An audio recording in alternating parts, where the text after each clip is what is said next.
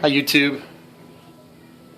We're here with a P-51D BL UMX, sold by Horizon Hobby. Got my flap modification here, single servo, moves down the flaps, and we've got here this modification that comes out so you can hold the battery. And I'm going to be working on some LEDs here for a little bit. Try to give you a video so you can follow along if you want to try to do this yourself. We get some tools out. We're going to start by going over the goals. We're going to do a light here, a light here, and a light here. This one's going to be white, and then red and green, if I'm saying that right. I always got to look every single time, even though I've done it to a million planes, which is an exaggeration. So I'm going to tap into the servo cables, which are under this piece of tape here, and I'm going to cut the positive and negative leads. And then I haven't decided if I'm just going to cut a chase or if I'm going to try to drill through. This wing is not as thick as on the P-47, so probably going to end up cutting a chase, but I don't know exactly where I'm going to cut that chase yet. I mean, it's going to go to where the light is, but sometimes it makes more sense to come back and chase it along here, and then you can hide it. But we'll see how it kind of works out. But for now, I'm going to pause it between, and I'll pick it back up when we're to the next step. Alright guys, we're going to start with this close swing because the tape is already pulled up a little bit. Got an X-Acto knife here. I'm just trying to mitigate some of the damage that would otherwise happen if you're careless when you rip this tape up. It can prove to be really difficult to fix, and it always looks crappy after you undo it, no matter how careful you are. Okay, so you got this peeled back, and we're going to go to about the black because that's another piece of tape. And one reason I can tell you that that was propped up is because this didn't get pushed into the crack, which will work to our advantage here. So I'm going to stick this here and grab a small piece of wax paper, and that wax paper will help to protect the backing on that tape. If you do much work with these things, you know what I'm talking about. They just, you start pulling that stuff off and it kind of destroys itself.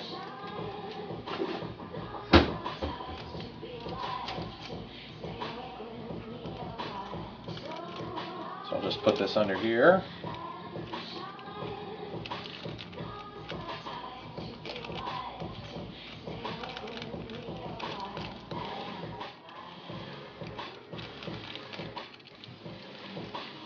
Just fold it over.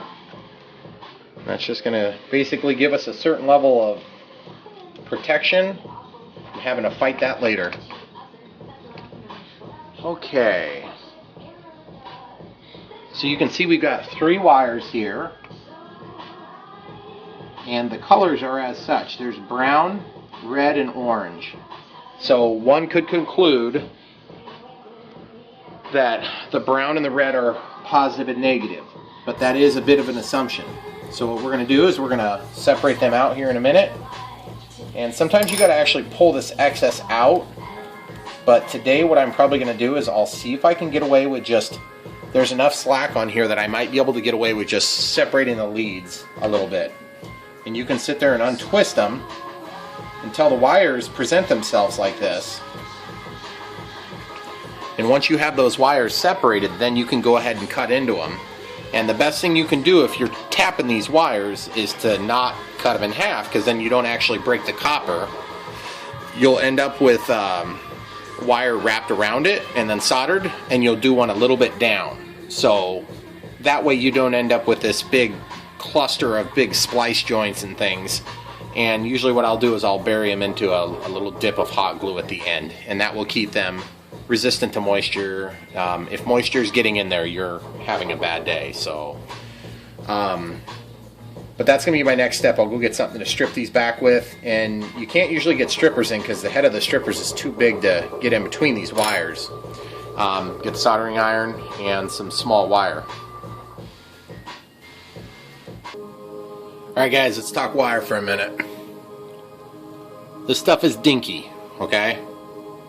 It's the same color, it's just like a clear sheath. It's very small. X-Acto blade. Number 11 blade. Okay? Don't know the gauge. This stuff, I actually take it out of like SVGA cables and serial cables and things like that I get at work from scrap projects. And that's a very good type of cable for this application because it's just really thin. So we're going to be landing that one to the brown and one to the red. The orange in our case is going to be signal. So we got to get a resistor figured out and we got to get an LED figured out. So that's going to be our next step. Alright guys, this is a strip I'm going to grab these LEDs off of.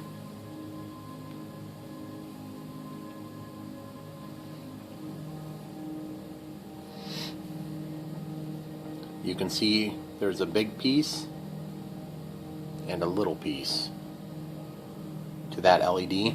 One's the emitter and one's the collector. Those of you people who work on electronics should know which way that goes. And what you can do is you can also trace back to where all the wires terminate. There's positive and then a B, G, R. So this one happens to be R. So R chases down and it comes to, looks like this side. Actually, I can't tell. But either way, we're going to figure out, because as long as you have a current limiting resistor, polarity is not going to matter in terms of burning it out, but it will matter in terms of working. So I'll show you how I test if I don't know. Okay guys, the way you get these things off of here is you can take a blade and slide under there, and then if you're lucky they'll break off. But sometimes when you break them off, you'll actually lose the little filament, or not the filament, what am I trying to say? The little contact that comes out the side. So the best way is to take a soldering iron, get a little solder, and touch it. I'm going to do that here. I've got some company coming down, so hopefully he knows I'm filming. Okay, so hot iron. Clean the tip, move your styrofoam plane back so you don't accidentally get on it. And then what you're going to do is you're going to take and try not to set off the smoke alarm. And then you're going to desolder this and it's going to pop right off. This little turd is just going to come right off of here. Just kind of fold it in a spot where it'll pop off quick, and then you just get a little heat to it and she'll come right off. And then you got to do a quick inspection on the part and lay the soldering iron down, and we'll just see if this thing looks good.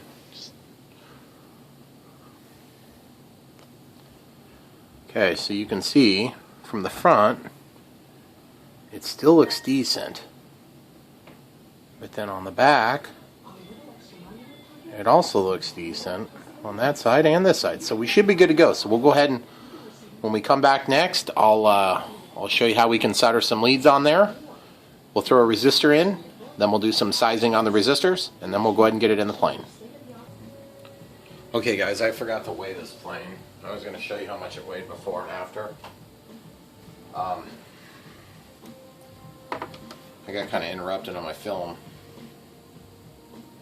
I had a friend come over and I'd help him fix some stuff on his sport hub. Okay, so right now scale's at 0. I may have to get a little creative on this here.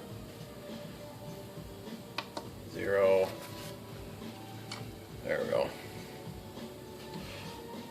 Looks like it's 0.77 grams, or excuse me, 78 grams. And back to 0. So yeah. So starting at 78 grams. Get that laid back down. And when I come back, we'll be soldering that. Okay, guys. Got these little dinky wires. Solder tip cleaner. Another type of cleaner. Leaded solder. Kessler. If I don't have lead, it's probably not going to work very good. 44 is what it's called. Rosin core.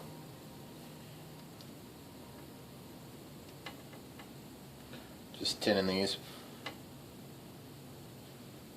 Tin these leads. Okay. And then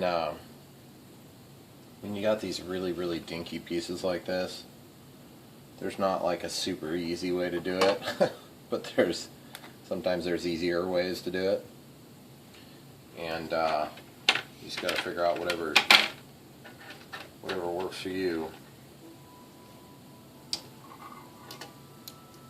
So get your leads trimmed back so you don't have tons of excess.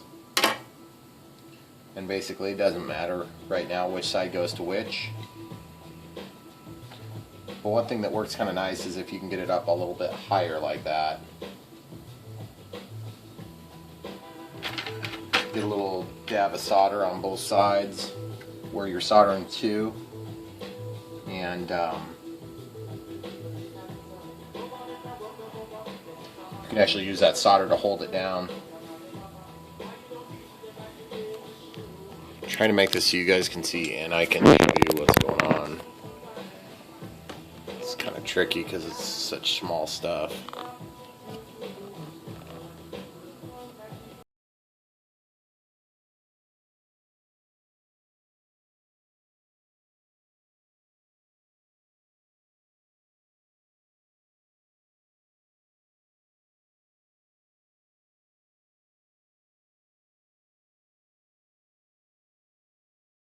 Okay, so once you get that solder on there and heat it up,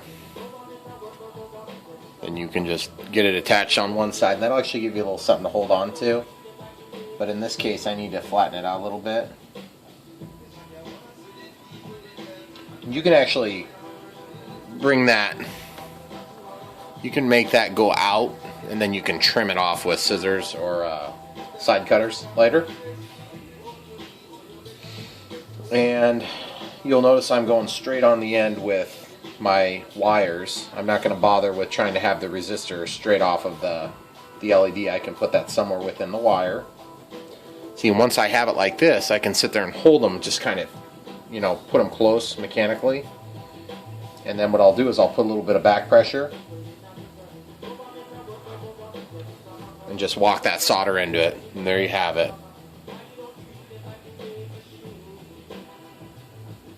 One on each side. And like I said, polarity is important here, but it's not gonna make or break anything right at the moment. So these side cutters, these are just like strippers here, Craftsman strippers, and I can take that and just trim that little excess off. And when I get ready to mount this in the plane, of course I'm going to be covering it with CA or hot glue or something that's going to protect the it's going to protect from shorting out everything. So I just have a little mark here. It's red. That doesn't mean it's positive, it just means it's a red one. I even think I have it marked on both sides, so it's no big deal. At this point we're just kind of testing anyway to figure out which end's which. So you'll tin up the other side. You'll come up here and tin the other side. Looks like this side's black. So yeah, that'll be kind of helpful. So if we just go off of the theory that that's the right color code, what I'm going to do is I took a 100 ohm resistor and I'll just dab this on here a little bit. Remember, this is just a test, so I mean it doesn't have to be perfect, it just has to be electrically sound so I can test it. And remember, if you have a current limiting resistor, then the current limiting resistor will, while it won't light up the LED, it will protect from overload because it's a diode. It's only going to allow the electrons to go one direction. Okay, so now I got to switch things around here real quick. Or probably pause it and then I'll come back to the video. Okay guys, we're just getting in here to strip this wire so we can tap some power for our LED. And this wire is kind of tricky to work with because obviously with that level of separation you're not going to be able to real easily get strippers in, but it looks like actually I can. So get in here, and what you want to do is bite 2 points close to one another, and you can strip back just a little teeny bit of that wire. And you're thinking, well, you can't really eliminate, you can't get rid of it anyway. Well, dang it, these ones aren't going to work. I would have to use some smaller ones. You can see it's just chafing the wire. Trying to get to focus on it.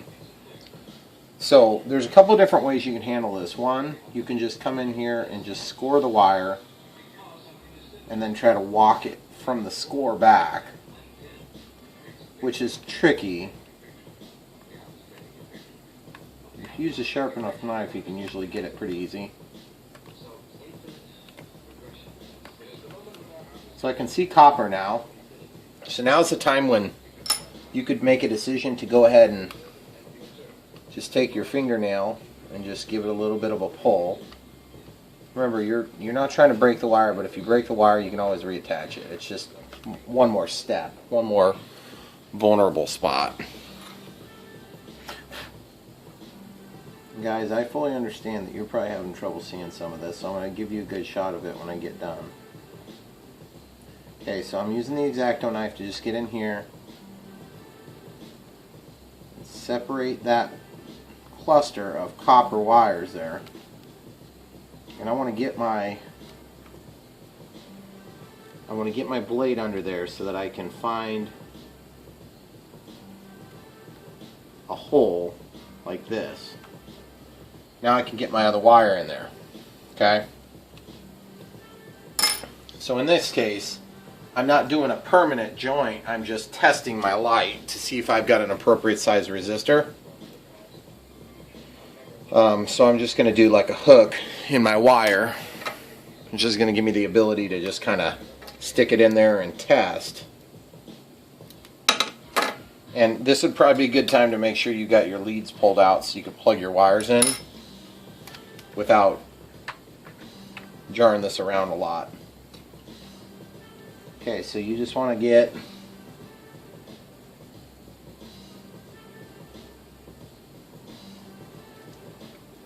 that in there, just like that. And then you can just let it rest. And that's going to make enough contact to verify our claims of what we need to do for this testing here. Okay, so now at that point, you got to do the same thing to the brown wire. So you can have everything hooked up, or you can pull it out of the way and get it done. But I'm going to go ahead and do it to the brown wire and then I'll unpause it. Okay guys, good X-Acto knife, one I use to heat up and cut things. So I've got a little bit of wire exposed here on this brown wire, and you'll notice that I brought it back a little bit, probably a 1/4 inch or like 5 or 6 millimeters back. And what I'm going to do is I'm going to heat up the tip of this with soldering or with a torch, and then I'm going to use that to melt away some of the sheath on that wire. So I'm just heating it up red hot. Come in here and touch this.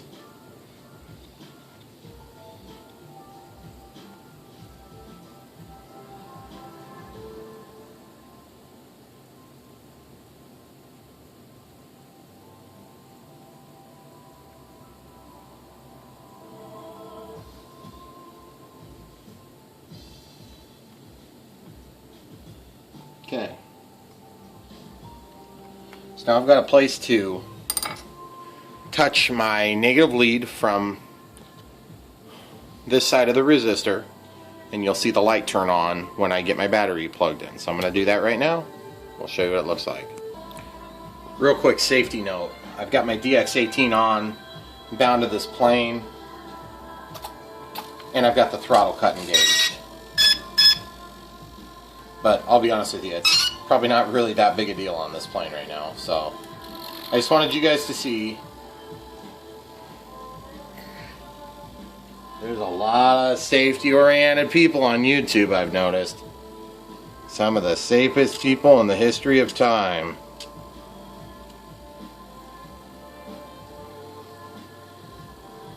Okay, so as you'll notice, the LED is not lighting.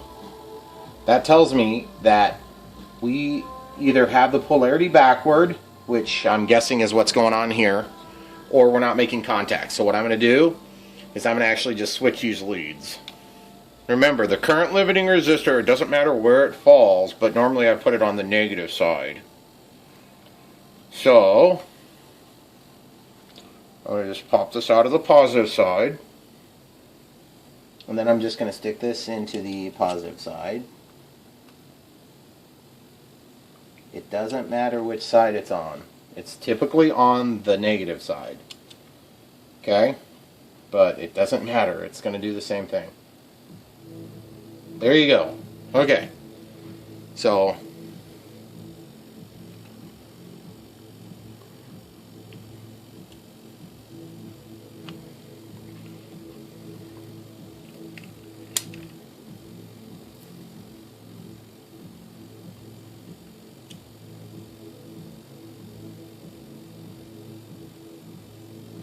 that is a blue light. So, now that we've established the color of the light and the polarity of the light, we can move forward and prosper. So, I'm just going to draw a little diagram and just I'm just going to take note of the fact that on this particular one, the polarity was backward.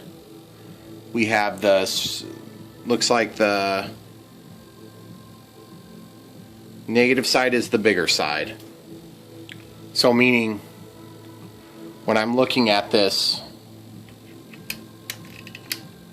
thing, I want to be looking at the larger half, which is to our right. That's our negative side. So I'll unplug my battery. That'll be ready for us when we're ready. And that's how we're going to move forward. So I'm going to go get the correct color LED and we'll move forward. Okay guys, I believe this one should be green. It was labeled as R, so that makes perfect sense, right? Yep, green. Nice and bright. So the test I do, and you guys are going to love this, there are proper ways to test these things and there are proper ways to size LEDs. But my expectation, since I'm working off of no specs, as usual, I have to guess and check, and the way I guess is I run it and I hold the resistor. The resistor will get hot before the LED in most cases, but that's not necessarily always true. And I run it, I give it some time to linger, and I'm just feeling it with my fingers, and it doesn't feel like it's going nuts crazy hot. And of course, the better, the more consistent you can be, the better. And then I take that thing and I put it between my lips. And if you can't feel temperature, that is within the operating range. Notice I didn't say lick the thing and try to electrocute myself. I'm sure some bright individual is going to try that. But yeah, this is going to be fine. I got a 100 ohm resistor in there, and it's going to be just fine. Because, I mean, we're already operating in a low voltage anyway, so I'm not really too worried about it. Alright guys, so the next time you see this, I'm going to have everything trimmed up to approximate length.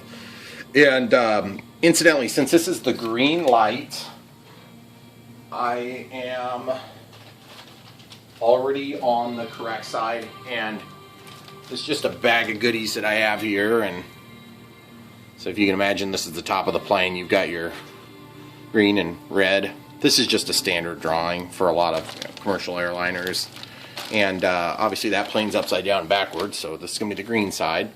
So we're going to put that green one right there, and I got to sort out my channel versus melting a hole versus drilling a hole, and I'll show you whatever it is I end up picking. But that's the green light, and just for extra grins and giggles, you guys can look at this with me, and you can see that was the one I just took. Oh, sorry, it was labeled as B. B as in boy. Because, like, the one previously was listed as red that was actually blue, and I marked it as such, so I'll know for next time. So this is supposed to be a red, white, and blue strip, and as you can see, it's obviously mismarked. eBay special from my friend. So, alright guys, I don't know why I keep doing this to myself, but I think my method to get the green light in is going to be to heat this up and delve it in, which is nuts, and I'm not 100% sure I'm going to have great success. But essentially my choices are that, or have a designated channel that would be up here like this. And I don't know that I really like the idea of having another channel. This is going to get covered up by the tape up here, this tape when it gets put back down, so it'll be covered. Now, theoretically I could continue straight out, but I want to avoid this decal. And then I have to come back out here because I'd like the light to be right here. And I would like it to favor toward the front part, because obviously this little thing, you know, it's square. So we want to try to get it in a spot where it's going to be the most visible as the plane is flying towards you. And then slightly visible from the back, and the way we handle that is we put CA, we make a drip of CA around it, and then it will transmit that light in all directions. But ideally it will be sunk in somewhat to just hide some of the ugliness, and then pointed slightly forward. And that way, as I'm flying toward myself, I can see it for orientation reasons. So in real life, I think they're supposed to be like 180 degrees out like this. So I think my next step is going to heat this up and just go for it, because there's no real easy way to do it. So I'm just going to let you guys watch and laugh, and hopefully I won't be crying while that's all happening, but it's always possible. And I'm going to get my radio out of the way. Alright, the torch is getting hot, so here we go. And one thing about doing this is normally I heat the very tip, and what that does is it gives you, gives you just a little bit more control, because then you're mechanically just pushing from the back, and then you're not heating the whole time it's passing through. Otherwise you'll melt the hole like right away. But that means you got to get that tip pretty darn hot.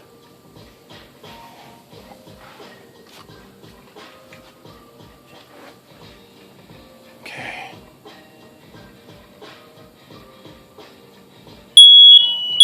Dang it. Okay, well, sorry about that, guys. Evidently my soldering and everything has just set off the fire alarm, so I had to take that out of the way. It's good to know that they're working. Just not so good when the kids are sleeping.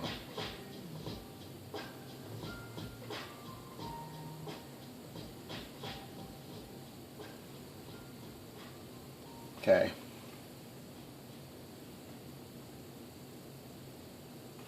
Get your initial hole started, and then you've got a guide and you just work it through. Of course, you can use a drill bit if you prefer that method.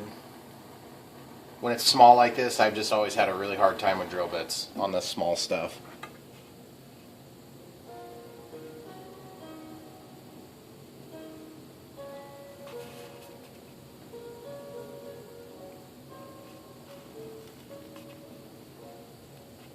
See, I'm getting a little bit high there. You can see it kind of working its way into the decal.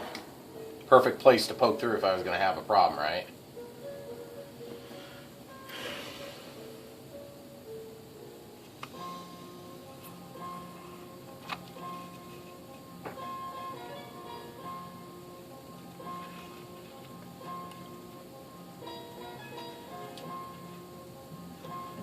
You can see it's right over here, and I made a little burn through there.